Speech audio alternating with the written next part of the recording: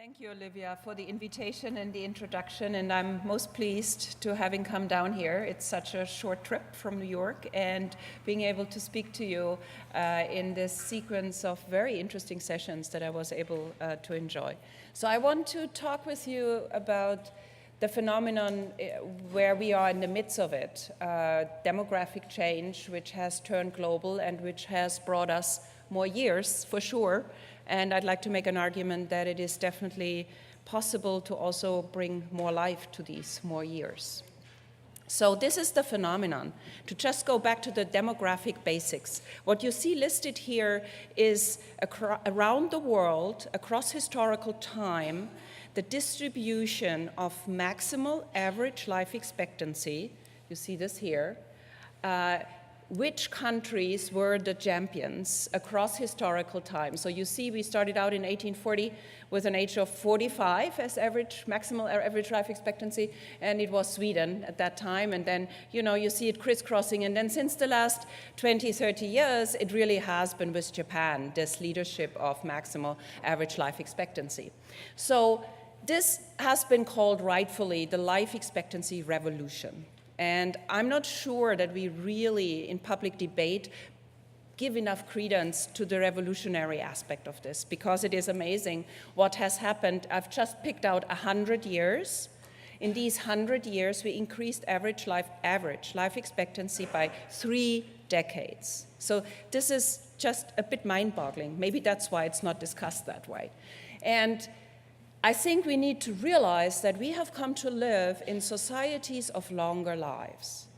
That's my preferred term over what you often read, aging societies. Whether a society of longer lives is aging as a society depends on that society. It can actually be a very young and innovative society. So the major drivers, to just recapitulate, I'm sure you're aware of all of this. Obviously, the driver of this revolution is not evolution, but it's us. It's cultural civilization development. So foremost, economic development, increases in living standards, which allow us to improve our knowledge at the universities in therapy development, have more efforts in public health, and then amazing impact on a change and expansion of the educational system, as well as, and I will talk to that a little bit today, changes in the work environments. All of these drivers have created this life expectancy revolution. Now, to just show you one bit of data that is very reassuring, because it highlights that we not only have gained years, most of these added years are also healthy years. So this is what you see here. Just follow me. It's data from Denmark, but there are other studies around the world that show a similar pattern. Let's look at late 1980s, and this is a male at age 75, had then 8.5 years to live, half of which were dependent years, half of which were active years. Now move to the right, and we are in the early 2000s, and a 75-year-old, obviously not the same one, then has 9.5 years to live, so there's this increase, and now you see a redistribution between dependent and active years. So this is what we want, compression of mobility, to really make use of our additional years and to not overcharge health systems, long-term care systems, and all the financial aspects. So obviously this is not an automatism. Neither was life expectancy expansion an automatism, nor this is an automatism. There are dangers lurking that may actually turn that trend around, one of which is obesity. It has been discussed, which comes along with diabetes at very early ages. And so that may very well be able to turn it around. We have read, unfortunately, the United States has been falling off a little bit off this linear track, so average life expectancy has not been linear increasing in this country. People have been looking into the reasons, amongst which are an enormous spread across the socioeconomic stratum, but also we've just recently read this very interesting article about very depressing trends in the middle class, lower middle class, white middle class, with trends to, increased suicides and drug addictions, painkiller addictions, and so forth. So there are many dangers that really counteract that trend, and we need to be very wary about it. So around the world, you can calculate, and this has been done, that a chronological age of 80 in the last 40 years has turned to a health age of 70. So you get a difference of 10 years across an historical time span of 40 years. Now, you can calculate if the trend continues, what that means in another, 30 to 40 years. So why is that possible? It is possible because of this enormous complexity that I've put out there to really impress you. Our development, human development, is not determined. In contrast to all we may have learned at one point, being determined by our genes. It's not the case. The genes are really important. Our biological basis is crucial, but then it can only unfold its power or danger in interaction with the emerging person, the things we do, the things we think, how we decide, our emotional regulation, and finally, and very importantly, the contextual features in which we are embedded. And it has all of these multiple levels, and they are each of them very powerful. So out of this comes the consequence. It's not a determined trajectory. It is a trajectory that emerges out of continuous interaction. And in that regard, it is a probabilistic trajectory and not a determined. Very important, because that leads us to a very important consequence that human development shows plasticity. This means it is modifiable. And that, my first example was this expansion of life expectancy. How else would have had been possible if it was determined we wouldn't have been able to expand it? So what do I mean by that? I mean that at any given historical point in time, you have an average trajectory for a given realm of functioning. Let's say this would be cognition. And then around that, you have a range of possible trajectories. So you see in the beginning of life, this range is wide, very, very wide. And then it is narrowing in, so the plasticity that is available to each of us shrinks. But it is, even at very high ages, still available. How much of it we have and whether we can recruit it has to do with the combination of resources that each individual brings to the table of his or her own development. And again, we have three sources that may help us to unfold the plasticity: the own biology, our psychological features, and then the social cultural features and physical environmental features. So this is an enormously important insight, because everything we are discussing at a given point in time about human aging is a snapshot.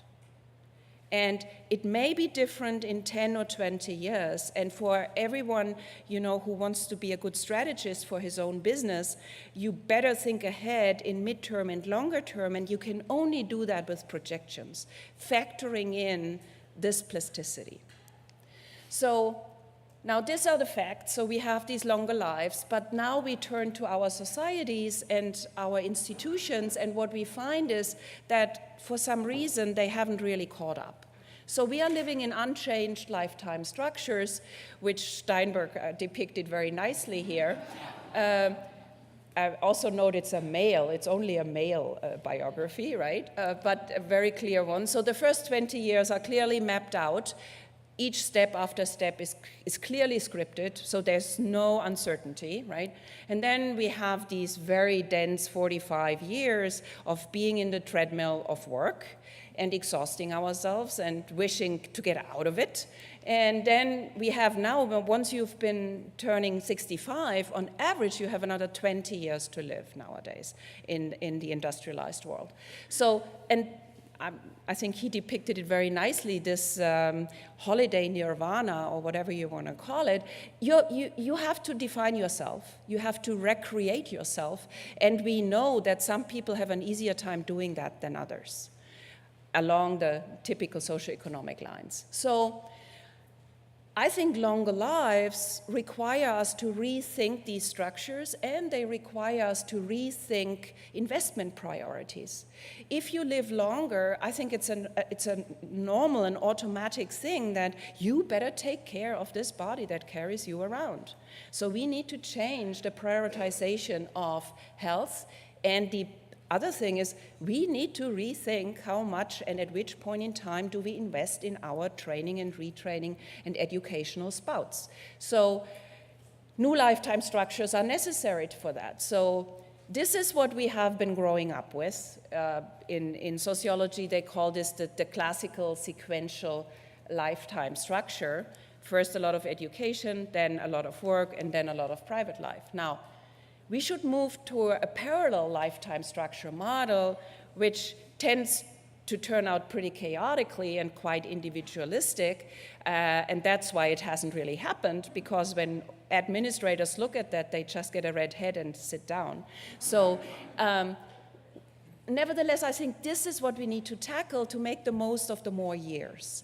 So I'd like to argue that these new lifetime structures are needed, which allow us to move in and out of work, learning, private life, work, learning, private life, which, by the way, not only helps aging trajectories, it helps this eternal problem of work-life balance and many other side effects that we have been trying to tackle in the occupational world.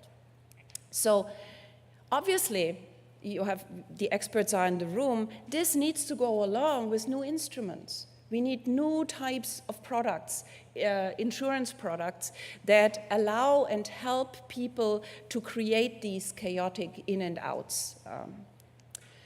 Now, let me step back a little bit and ask the question again, whether this in and out at each time of our lifespan is really realistic. Maybe there's a good reason why it was all sequential, right? Isn't it the case that we just lose out cognitively? You know, we get slow, we get forgetful, and then obviously we are all very, very afraid of any type of dementia that is coming with age, possibly. Well, let's take a look at that. And let's take, at first, a look at productivity. So what I've depicted here is a classical productivity curve across time, which you can see in textbooks of personnel finance, which tells every employer that at the beginning you are underpaying your employee and in the end you're overpaying your employee. So that's why they need to get rid of these older guys and girls, right? So now, what's also in this plot is that automatically we think about this as the causal driving factor being age, okay? The longer you are on a job, the less productive after this turning point, okay? I'd like to make the argument that maybe it is not age that is driving this curve. Let's get back to that. So here is a stress test, okay? If there is this reduction in productivity, shouldn't we be able to see it first in very tough blue-collar jobs? So this is what this study is about. It's done in a car factory, a truck factory, and what was done in that study, it was age-mixed teams that were observed, and there was an objective indicator of productivity, which is mistakes. They are counting these, they need to, because it's their quality control. So they had more than 120,000 observations across these teams across 1 year. Now, here is the productivity curve, or better, the mistake curve, and it looks like this. So we see a drastic increase in mistakes in the early years. Isn't that surprising? Well, that has to do with the fact that not only do we have brains to think, we also have brains to have emotions and certain values and priorities in our life. And in these decades, the priority of people most often is not work only. So they think about their new loved one, they think about which bar to go to, and then these mistakes happen.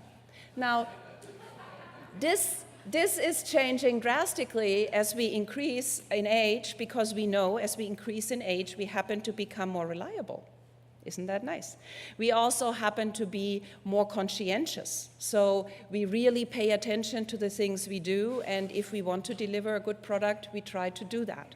And so controlling for all it's a very tantalizing effort to control these data to get to the pure effect of age. You see, this is what they found in this analysis, that there is even a downward trend, which can be clearly explained by, with tenure on the job, you improve in your experience and you can compensate for many of the other things that may go down with age. So I think this stress test shows that up to an age of, like, say, 60, even then you have very few cases to observe because they have been weeded out. So up to an age of 60, there's really no concern. If not, there's the opposite. You really want to keep these older workers. Now, let's turn to the laboratory side of this. So when we look at cognitive development and aging, there's always two dimensions that are discussed, and one is the strength of our cognitive apparatus, which is knowledge and experience, and there you see a flat curve. But then there's a pretty actually quite intimidating curve that also exists, and that has to do with what we have come to call the mechanics of the mind, and it has to do with the number of neurons, the connectivity of these neurons, and it's measured on a behavioral level as the speed of information processing, of new information processing. And that's pretty bad news, isn't it? You know, like 25 is the pinnacle. I'm not asking now who is still before the pinnacle. I saw it. But as you are here at Wharton, one thing is clear: you are all up here. So you're actually in a very good position, right? So this is the thing I want to point out, this enormous intra-individual variability for each chronological age, which comes back to my pyramid in the beginning, which has to do with the effect of these cumulative interactions. So we become more and more unlike each other, and actually chronological age is not a very helpful navigator, let's say past age 40. Just forget about it. You need other indicators of a person to being able to say who that person is. So now the question is, this is what we have observed in previous cohorts, longitudinal data around the world. Now, is this a natural law? Can this be changed around this curve? Can we influence this curve? We saw we can influence mobility, we can influence length of life. What's happening with cognition? Now, I will show you quickly 3 pieces of evidence that actually are very promising in terms of moving this curve around. The first is that given that we are healthier, 10-year difference, the curve is moved to the right. So the turning point is not around 25 anymore, it's now at 35, okay?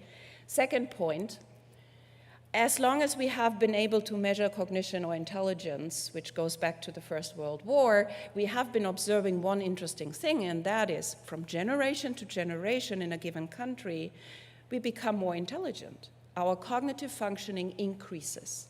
And I've brought you some data to illustrate this, how impressive this change is. This is the Seattle Longitudinal study, which started in the 1950s, and their oldest participants were born in 1890, and the youngest one in 1940. This is 50 years of historical change in these birth cohorts. And now see what's happening to your performance at age 23, a 1.5 standard deviation improvement. A 1.5 standard deviation. This is a massive effect.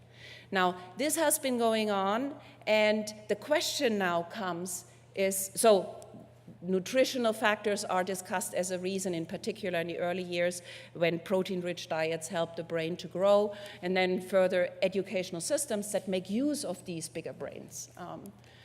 So you could say that the same chronological age, in this case 23, is linked with different levels of cognitive functioning at different historical times.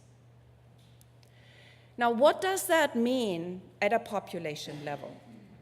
Because this is really where the costs amass of population aging. So in a study with my colleague Vegard Skirbeck, we asked the question, if we were to project cognitive aging trajectories in a given society, in this case it was the UK, because they have very good data, into the future and combine the cognitive aging trajectory with what we know about the population aging in the UK, which we know now. We know now how old the UK will be in moving forward into the future. So the distance we took, we started in 2002 and we looked at the projection into 2040. Now, if we would only bring to bear the curve that I showed you to this demographic change, the UK being chronologically very much older in 2040, these are the curves that would emerge, a quite actually intimidating decline in the average cognitive level. In this case, it was a memory measure. Now, what is the reality using longitudinal data?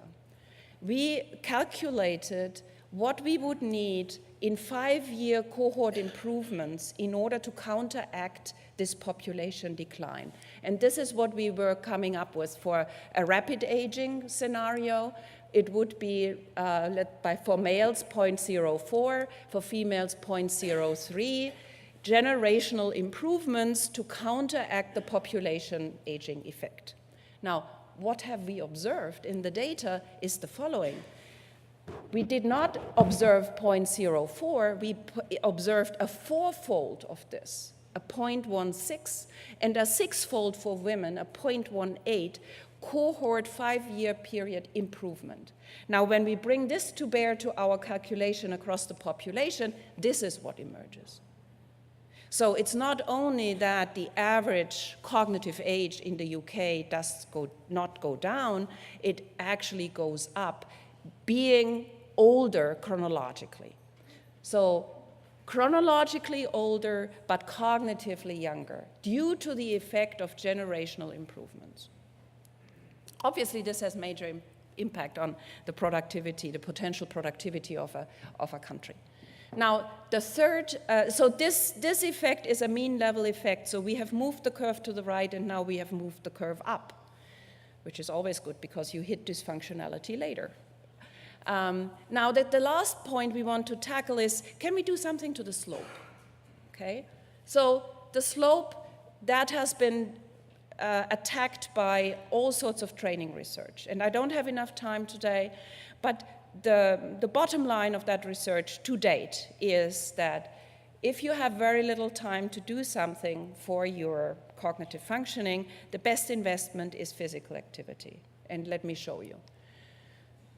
We have done a 1-year intervention study with 3 types of physical activity in 60 plus, and one type was the aerobic type, in this case Nordic Walking, where they run with these funny sticks without snow, and it's actually quite nice, you should try it. And then we measured, they did this 3 times a week for 45 minutes. It was always with a trainer.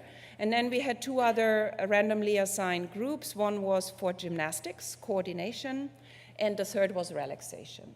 Okay, randomly assigned. We measured the change in their fitness levels as a kind of a manipulation check for the Nordic Walking group. And we could ascertain that they improved in their fitness levels.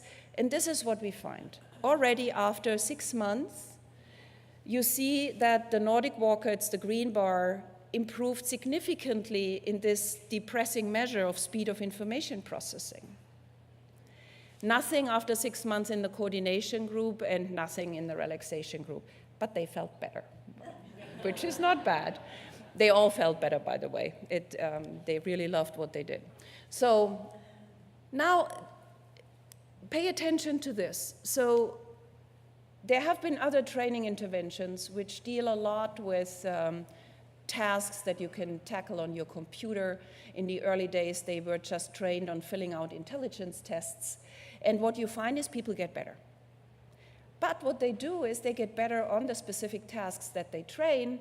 And what we find when we look into the brains of these people is that they actually show changes in the processing of the brain in areas that have to do with the strategy that they have learned.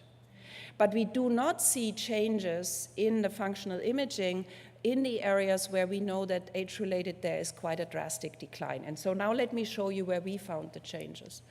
We found the changes in our Nordic walkers, exactly where we know that the lack of, so the synaptic connections go awry, and we lose the connectivity, which doesn't allow us to very well control our thinking anymore.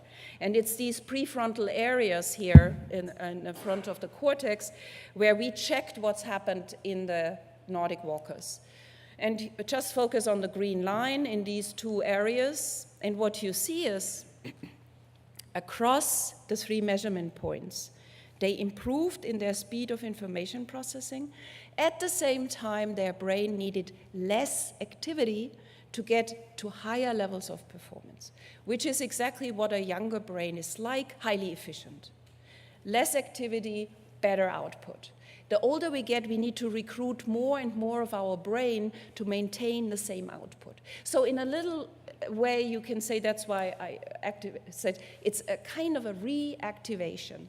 And now, to ensure you this is not sort of like a spurious correlation like between, I don't know, the size of the cabbage and the intelligence or something, this is based due to the animal model and partially human model.